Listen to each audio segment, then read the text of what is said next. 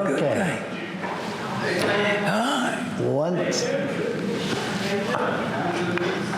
There you go. here we are. We are here because of the Dollamore Foundation and the Lake City Creative Alliance, and you, members of the Lynch's Lake Historical Society. We thank you for that. Thanks for coming tonight. We're going to travel back to 1966 and see what was going on. Before we begin, we'll ask Sam if he will. Shall we pray?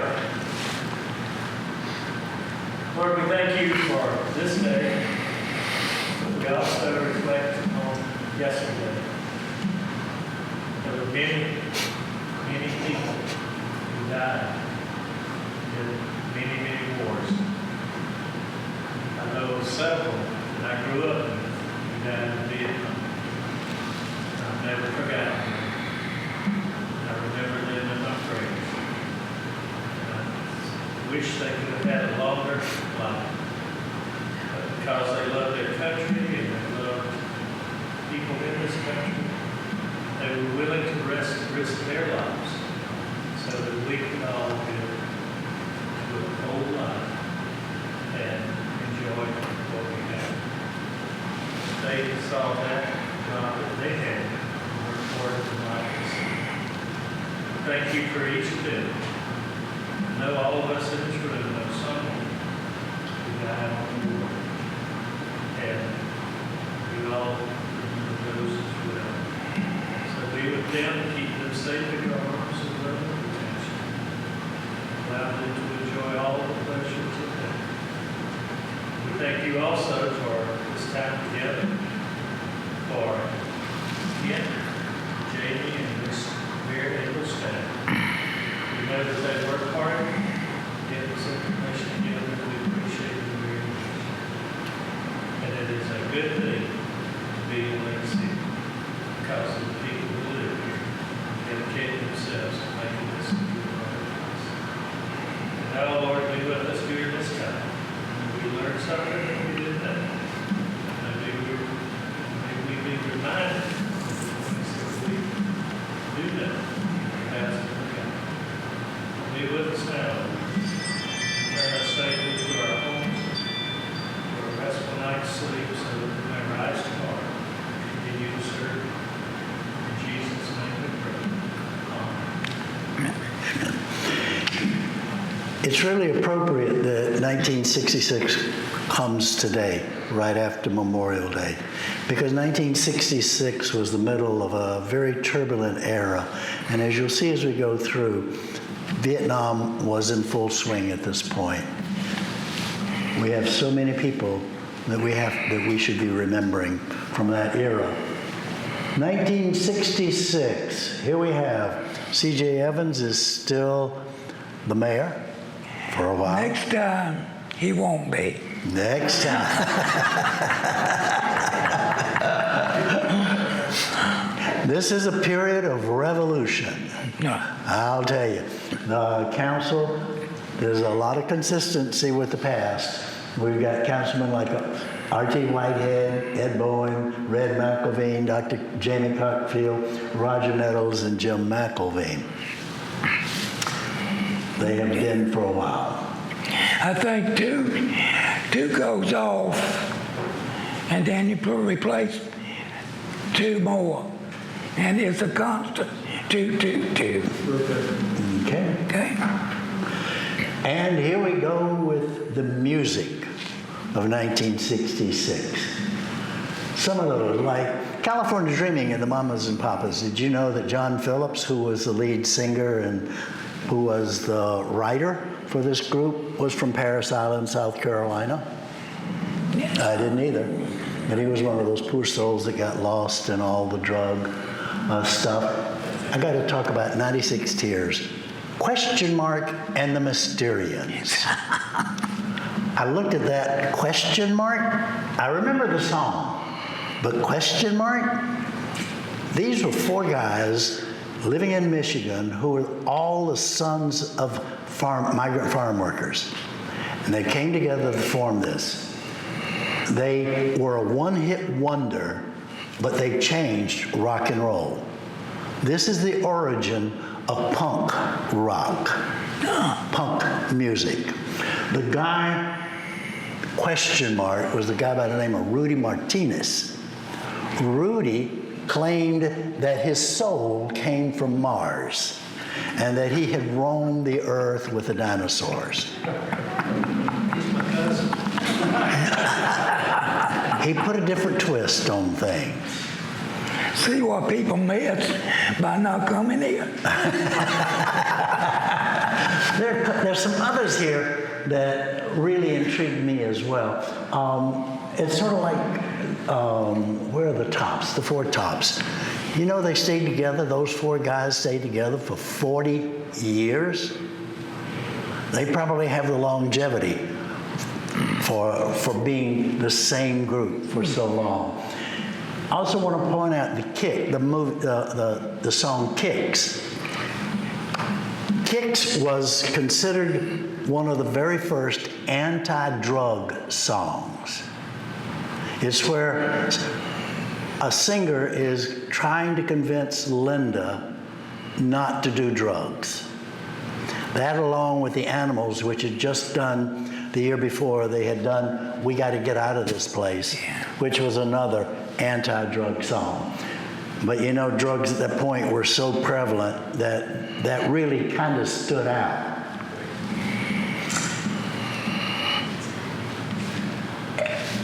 The rest of them,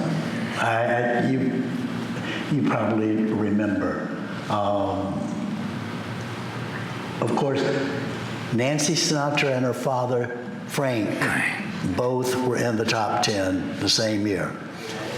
Yeah, Nancy had been singing quite a while before she sang this song, and when she was told, I can't remember, there's a very famous songwriter, producer kind of guy, told her, says, you can't be a nice girl anymore. You got to sing for the truckers. And that's when she sang, These Boots Are Made for Walking. And from then on, she was a headliner wherever she went. Those are some interesting, to me, factoids from 1966 music. And the movies. You know, I don't remember seeing these, but the Bible, it was actually about the first 22 chapters of Genesis. So we've got from Adam and Eve through Isaac, the sacrifice of Isaac. The idea was that he was going to do a series of these, but this is the only one that ever got done. And it's kind of funny because it was the highest grossing movie of 1966. Surprising they didn't come back. I think it was because they spent so much money on the props. He talks about they built 5 arks for the movie. Some had the inside, some had the outside. And I got to tell you, I looked at the dimensions. Dimensions were almost the same as the ark in Kentucky. Huge things. Then Hawaii was based on James Michener's novel, which is a bestseller at the time. Are there others in there that you recall? It was a strange year in a lot of ways. There were a couple of good funnies, like Lieutenant Robinson Crusoe. That was a Disney film with Dick Van Dyke. But too many of them were anything but fun. They're like Alfie and what's the other one? Oh, Who's Afraid of Virginia Woolf? They were anything but fun movies. Next. But the Cars. The Cars from the 60s, maybe it's just because I'm from that era, but they were special. I didn't get a chance to look up that Ford Ranger. I really wanted to. That whole body lifts up, not just the doors, but the body of the thing. And of course, there's the Batmobile. And then to kill y'all, Y'all remember Olin Powell and the carry-all? Driver's education. That black one? Yeah. Yeah. I think it was. And of course, I own one of those Ford Mustangs, so Yeah. I am really partial to them. And the GTO. Innovation. Man, the world is changing. Notice the fashions, but then on the right, the first ATMs are being introduced in 1966. The thing is, though, that's the television.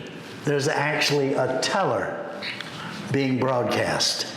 She can see you as you make the deposit, and you can talk to her through the television as you transact your business.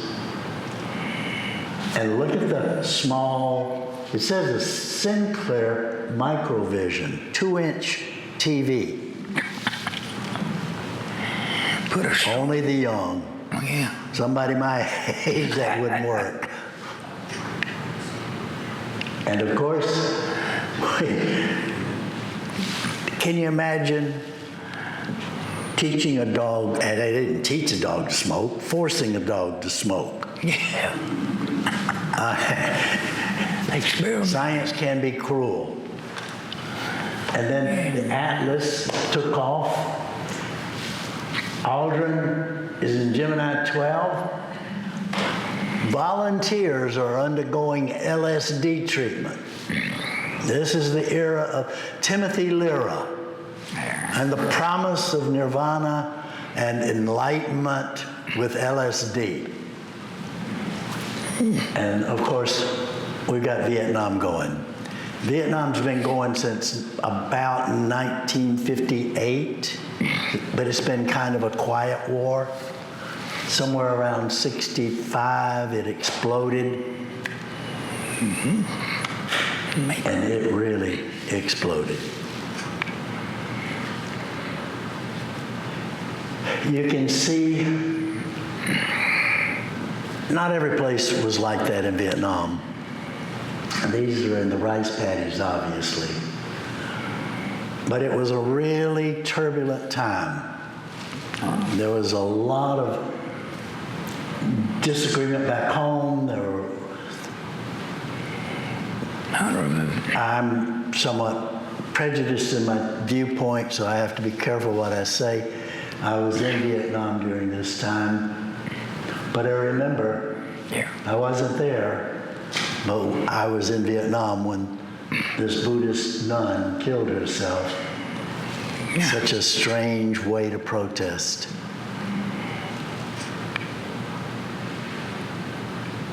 Back home, Toby Braboy was in Vietnam, reported dead. Yeah. Came back, they found him. It's interesting, he said an enemy soldier actually saw him and chose not to kill him. Left him wounded there. Still not quite sure how he was extracted, how they found him, but he came back, only to die shortly after in an automobile accident.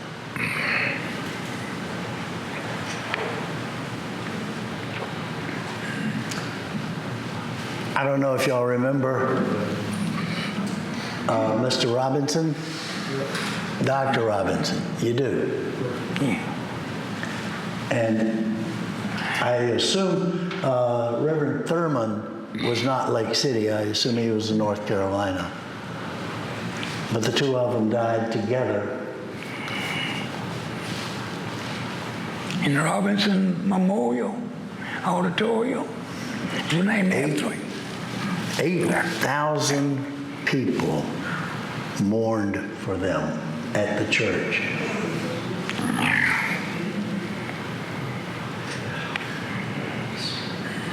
And the Pentecostal Holiness Church built their new conference office building. It's pretty much today the way it was in 1966. Yeah, Not much change. that's the same picture. Built for $20,000 at the time.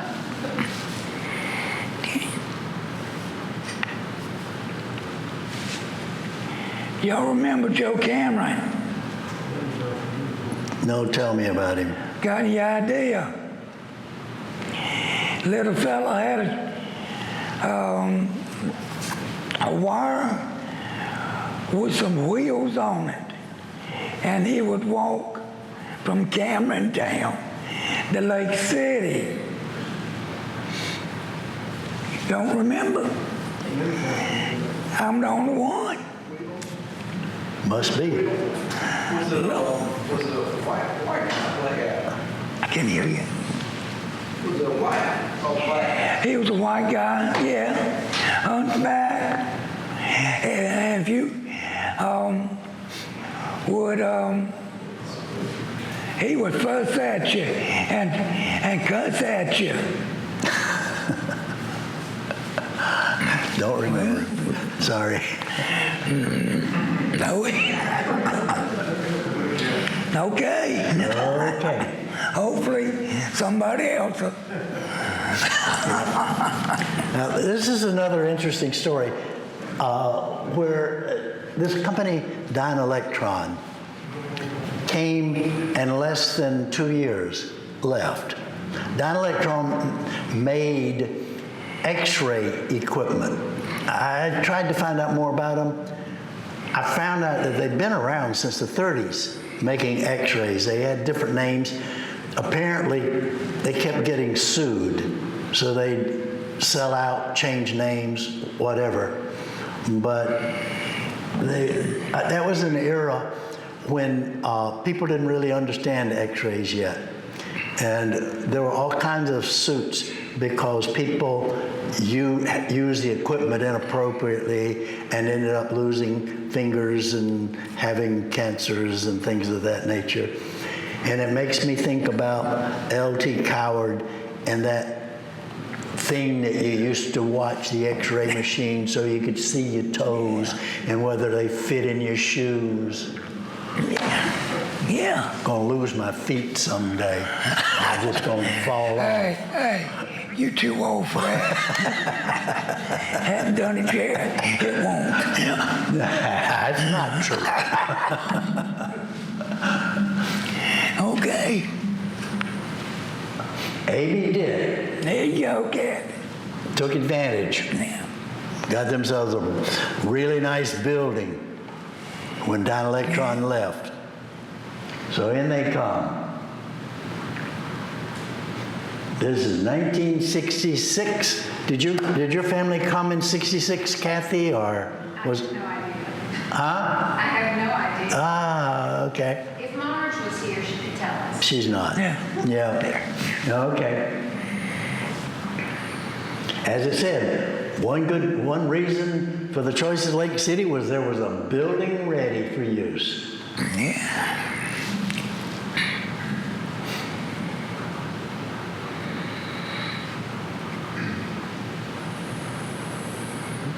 Okay. Okay. And we're working on the airfield at this point. They have paved the runway, and this is where they're lining it with lights on the side so that they can land aircraft, take off and land at night. Which, as Mayor Evans says, gave Lake City one of the nicest small airports in the state, because that really would have been unusual back in that era. And Lake City saw a lot of small aircraft traffic back in the 60s. And he was a pilot too. So They even had a Civil Air Patrol Yeah. here in Lake City. Jackie Cemetery was on one Harry.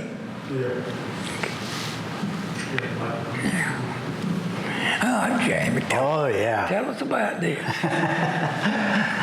This fellow, McGee, has invented what he calls Tobaccoland Buster. McGee was a policeman. AJ. And he played Santa Claus at Christmas. Did he? Yeah. Did not know that. Did what? Played Santa Claus Oh, at my. Christmas. Yeah, okay. And he was a cop. Yeah. Yeah. Well, this is interesting for a couple of reasons. One, when I went to do a little research on this, Tobaccoland Buster was a term that was used for almost everything. I saw little cosmetic containers called Tobaccoland Buster. I saw tobacco pouches called Tobaccoland Buster. I saw all kinds of odds and ends with that name, but I never found the plow. The company is kind of interesting. The Harriman Manufacturing Company was owned by Averill Harriman, if you remember. Averill Harriman had become rich during the war, World War I it was, through, he had inherited a shipyard and provided tons and tons of ships traveling during World War I and World War II, made a bunch of money, but the town Harriman in Tennessee had a implements company already, and it's a long-standing company, been there since the 80s, 1880s, when a guy from Illinois came down, saw them making plows, said, I can do that too. Went back to Illinois, worked for a year as a laborer to learn how to do it. Then came back and started a plow company. It ended up being called the Chattanooga Plow Company when Harriman bought them. Now, Mr. McGee patented this plow, and this is a tractor plow. He patented this plow, and 6 years later, the company goes bust. So I'm sure he never made a lot of money off of his invention. Did he sell many of them? Did he sell? Is right? Did he sell many of them? Do one. Did he sell? I have no idea. I couldn't find that product. I looked at the Harriman sites and everything, and they had lots of implements, but nothing like that. So I don't know if they ever sold it. Yeah. They patented it for him, but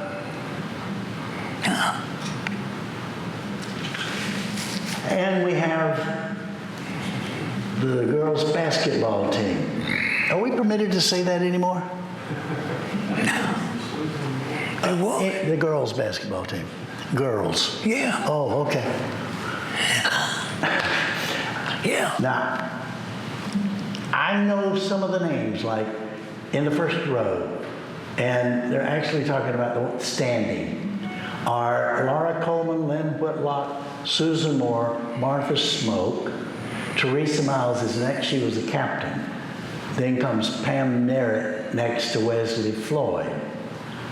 On the other side of Wesley is Ann Poston, Marie Jeffords, Vicki Matthews, Eva Lou Hanna, Martha Huggins, Linda Barano, and kneeling we've got Patricia Watson, Linda Miles, Yvonne Floyd, and Karen Hayes. Okay. And then the next year they won the conference, I think.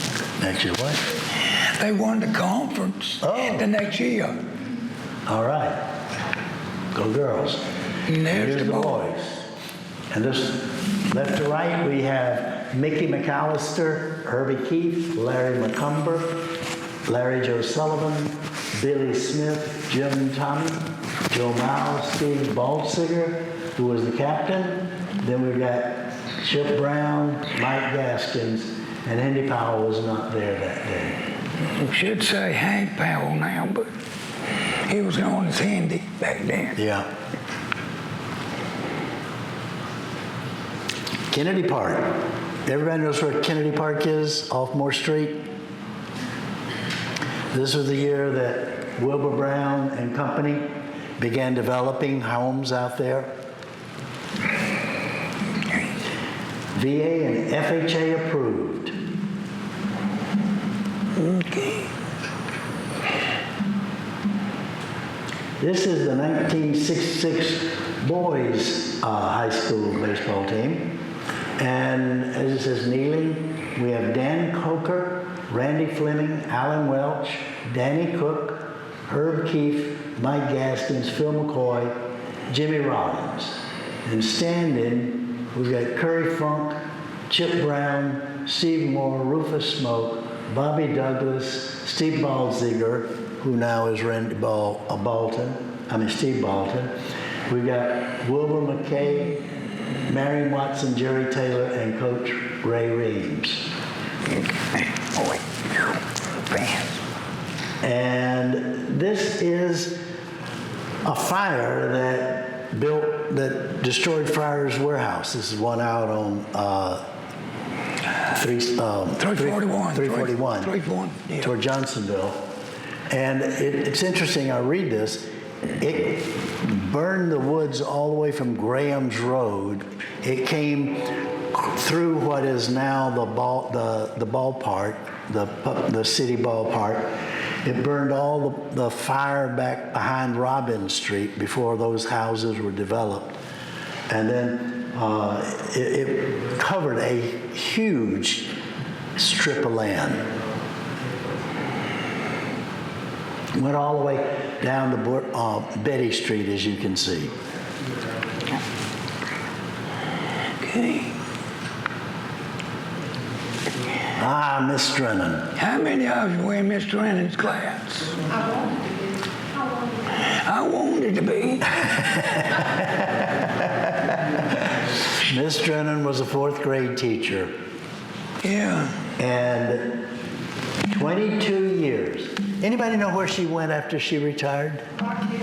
Rock Hill. Back to Rock Hill. Okay. Well, She was from Rock Hill. okay. Yeah. Yeah. I had to look up what it was she got. I don't know how to say that. EPERGNE. Epernia. You know what it is? Yeah, holds flowers and candles. Yeah. It's the use of this little trivet you put in the middle of your table. After 22 years, she gets a centerpiece. It's a centerpiece. Yeah. Strange name. Okay. Governor Robert McNair came to Lake City and talked to the Rotarians and their ladies at the country club. And they celebrated him with the Lake City High School concert band at the elementary school auditorium. So it was a moving feast, so to speak. And I did not know it was called Marion State College before it was known as Francis Marion. Yeah, I'd never heard of that either. As a matter of fact, it's strange to me because when I graduated in '59, it was USC Extension in Florence. Yeah. But note that Governor McNair was from Cades. Yeah. And they, as it points out, FM Francis Marion has got a science building named after him. They've also got the McNair Institute as a part of their organization named after him as well. Okay. Now, look at all those aircraft. It was not uncommon. South Carolina has always had, I don't know if it still does, but back in that era, they had a lot of these fly-ins. It seemed like almost every other week that there would be a fly-in at some airport in South Carolina where... Yeah, exactly. It was a real club in a sense. Yep. And so this must have been one of those days because I don't think Lake City ever had that many aircraft actually stationed here or based here. And free airplane rides. Notice at this time, 66, $160,000 airport. Yeah. That was a lot of money. Yeah. Ooh, Here he comes. ferocious.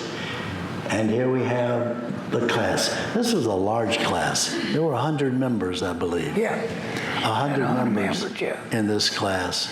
Notice the guy, the bottom row, third to your left. Oh my goodness. Look at that. I know it. Oh, Handsome young man. such a clean-cut young man.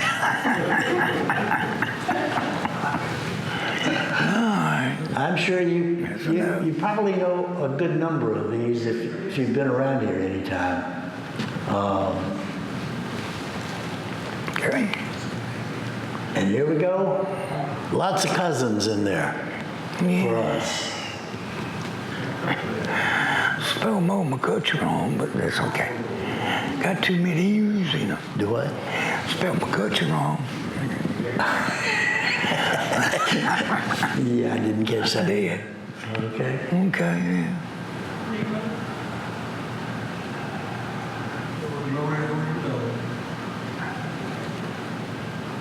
O.T. Powell. O.T. H.O. H.O. There's okay. Okay. Back up. Back up. It's going too fast. Oh, okay. You back up Is slow. one enough? That's enough. Back it up. Okay.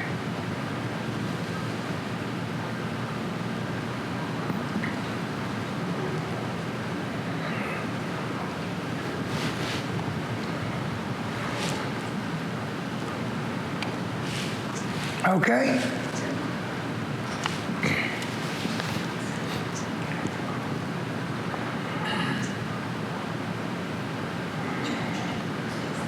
It's amazing. There's some people that just don't seem to change how they look over time.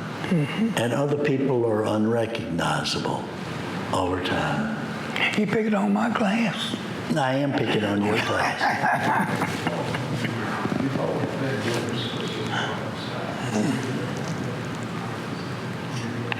How many of them are still around? About 66 of us. 66, Yeah. 2/3 roughly. Okay. Good number.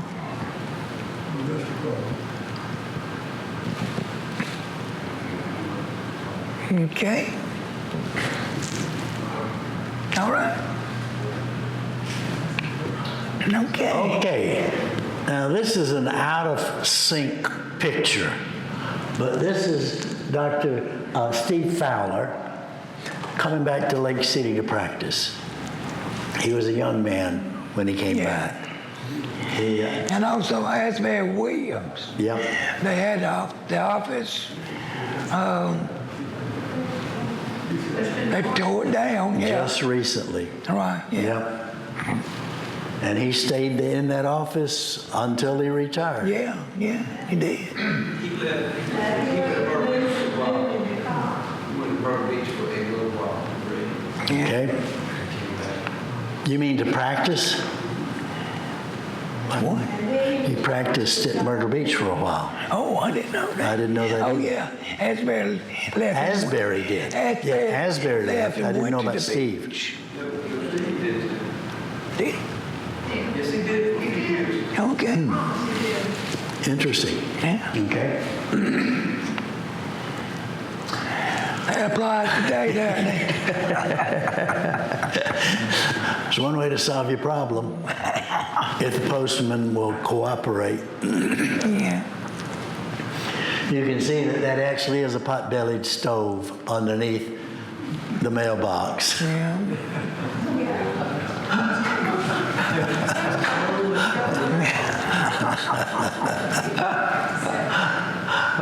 This is J.M. Eady and Laverne Hanna. It's always somebody. Always.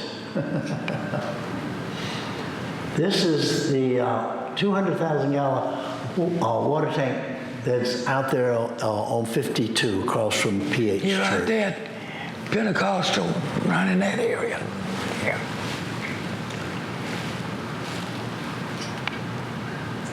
And tennis court out at the country club was open. And did they ever build a second court? Yeah, they had two. And that's it. So the first one in 66. They don't and- use them anymore, do they? Yeah. But I'm looking at the average of 200 people using the 9-hole golf course a week. Yeah. A lot of people. And Dixie Youth Stars. Dixie Youth, They were guys, they had 14, 15-year-olds. early teens, even or preteens. Kent Rollins, Shay Rollins. yeah, John Coleman.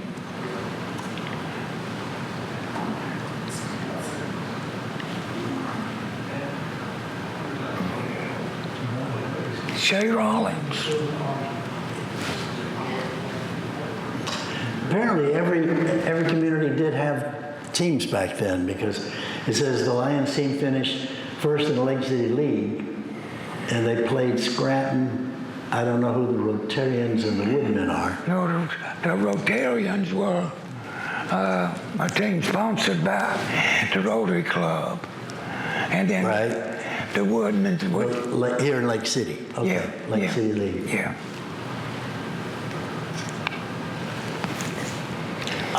Y'all remember this little guy? No. I Reverend Cousin, that's a boy. Where did they find a hill in Florence? Wait a minute. His daughter was at Artfields. Do what? His daughter, at what was it, Artfields, he said. Robert Cutler. Robert Goodnow. Yeah. Yeah.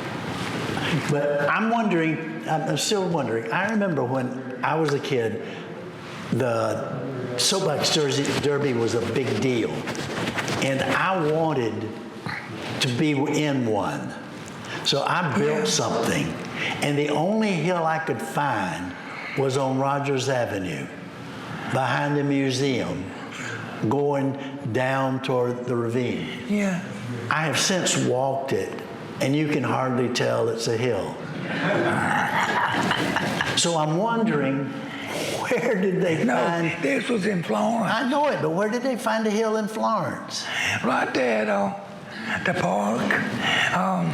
Kenrod. Ah, okay. Kenrod Park. Okay. That's where they had it. Okay. Answer the question.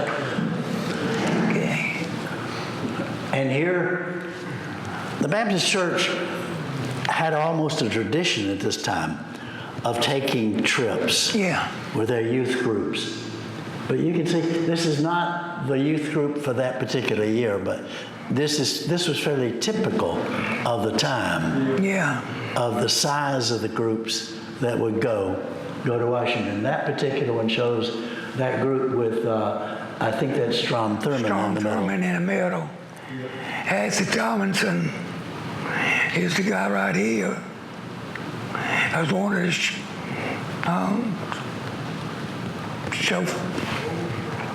one of them. But I mean, they were really busy when they were there. Look at all that. Supreme Court, National Archives, Lincoln and Jefferson Memorial, the FBI, the National Cathedral, the White House, Mount Vernon, and they got to see a baseball game. I mean, they were busy while they were there. And that was a weekend. Yeah. Here's Talon. Talon has opened it. Last year they bought the property. This year they've got the plant producing already. 110,000 feet of zippers a day. Now, this is mostly dyeing the fabric that pieced the zippers together rather than the whole zipper. They talk about produces 88 zippers, but each zipper was 1,250 feet long. 1,288 a day. And I think one thing was the airport helped that long come to Lake City, because they were using the airport back and forth from Pennsylvania to Lake City. Yeah, you can see as you read it that they were in the early era of supply chain management, if you will, where one plant starts the process, another adds value to it, and then the third one finishes it, kind of a thing. This is the Panther football squad. I think we won 3 games that year. They won what, champion? We won three games. 3 games, okay. Yeah. But very quickly, first row. Herbie Keith, Larry Barr, Jimmy Rhodes, Timmy Marshall, Jimmy Rollins, Danny Britt, Marion Watson, Phil McCoy, Jerry Lee, and Warren Stokes. And standing, you got Coach Bobby Bridgman over there. Next is Chip Brown, Ronnie Myers, Steve Balsiger, Earl Tyler, Buzzy Whitlock, Billy Weaver, Bill Allison, Larry McCumber, Danny Coker, Bobby Douglas, Billy Moore, and Coach Reams.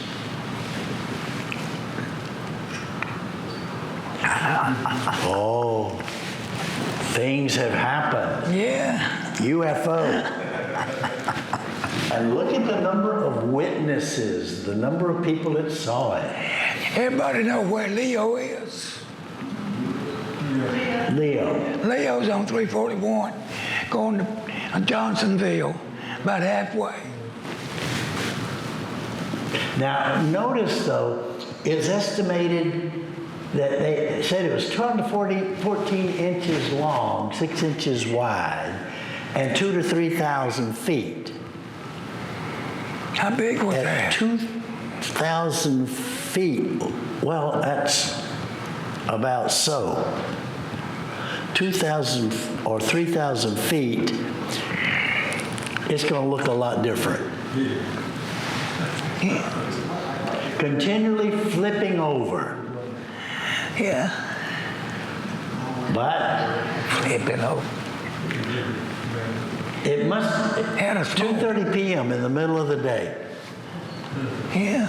And the people that saw it and reported it, Yeah. Walter Wade Hanna, Billy Eady, Ethelyn Tolson, Ernest Tyler, J.R. Jenkins, Norwood Jenkins, and General Clark Jenkins. So whatever it was, a lot of people saw it.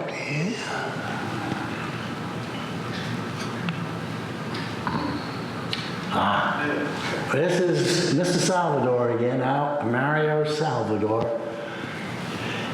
Lake City must have had a consulate. Ecuador. Yeah. He was the consul, honorary consul, Republic of Ecuador, to the state of South Carolina in 1966.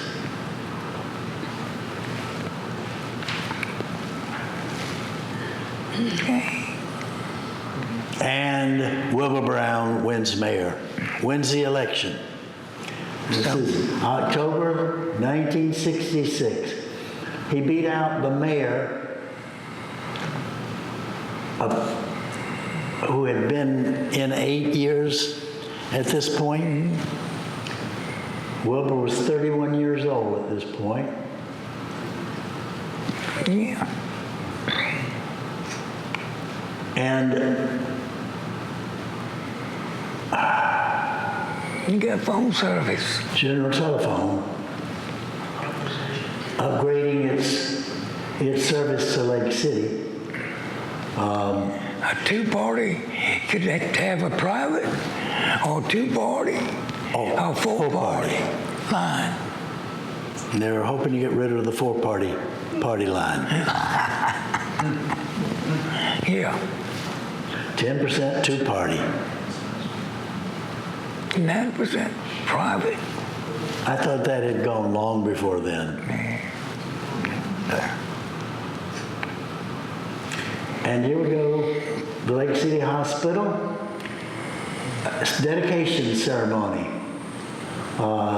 This James Felt is director of the hospital and child care section of the Duke Endowment. So Duke Endowment must have given them some funds. Yes, yeah. to Made it construct this. Made it possible, really. And it's interesting, the same problems we've got today with hospital care. Medicare, Medicaid, population growth, rising costs, personnel shortages. Same problems we had in 1966. John L. McMillan, our congressman, was there. And W. Flowers gave the welcome. They've been working on this since 1960, he pointed out.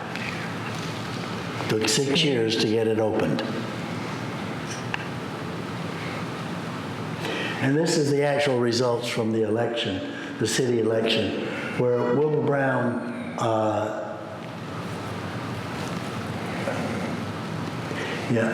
thought I saw no. Yeah, Miss Parker got 2 votes. James Bethune that ran the theater, the drive-in theater, before Mr. Funk. James Vernon had got 1 vote, and Bill Young's got 1. I tell you, I'll be ashamed to have my name in the paper. Brown got 872 votes. That's not much. No, but that was About probably the voting 6,000 population at the yeah. time. Yeah. That plus what Mayor Evans would have received. So 1,500 or so people voting for mayor. And Clyde Brown was the first black to be elected councilman.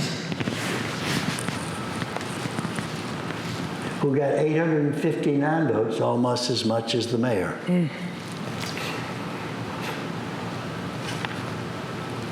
Okay, and the first patient in the Lake City Hospital, that's Steve Fowler and Asbury Williams down below with Joan Godwin.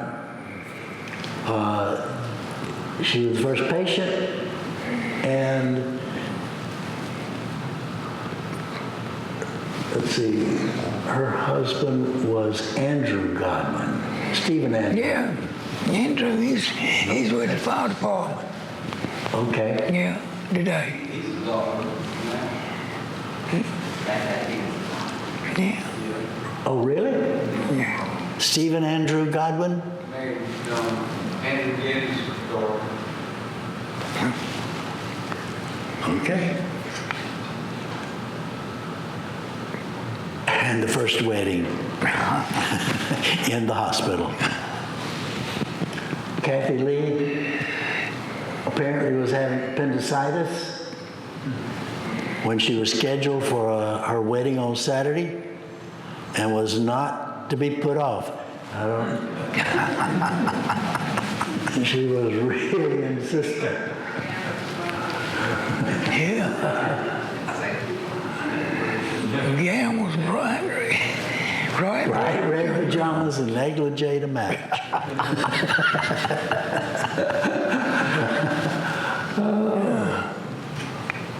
Okay. And then they be the triple the size. They just got here, and now they're already tripling it. Yeah. They found a building with 110,000 square feet, added another 55,000 square feet, and so they're up to, they added 50% more to the building. We're going to take 2 months off, and this is a Jack Daniels production.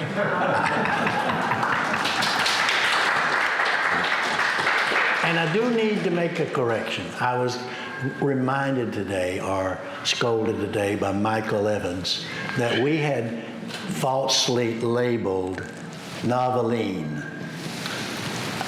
Trey Gowdy's mother, Hal Gowdy's wife. She was an Evans, and he wanted me to make that correction. So please enter that in your mental directory. Thank you. Thank y'all.